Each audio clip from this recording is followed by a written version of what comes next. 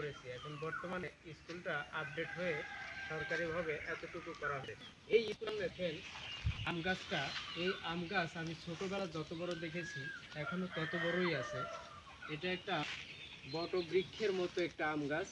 একটু এই সাইডে যেতে হবে, এই সাইডে গিয়ে পুরো আম দেখানোর চেষ্টা করো, আইডিয়া করো যে এই গাছ বয়স কত হতে পারে। আমরা যখন ছোট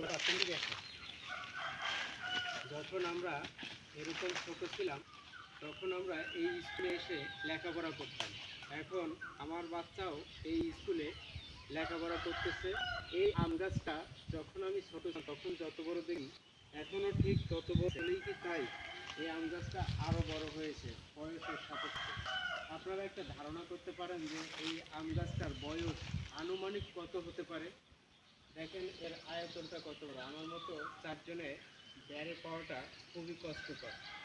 তো ভিউয়ার্স, এরকম আরও ভিডিও দেখতে চাইলে অবশ্যই আমার ভিডিওতে লাইক কমেন্ট শেয়ার করে সাথে থাকার জন্য চেষ্টা করবেন। ধন্যবাদ। আসসালামু আলাইকুম।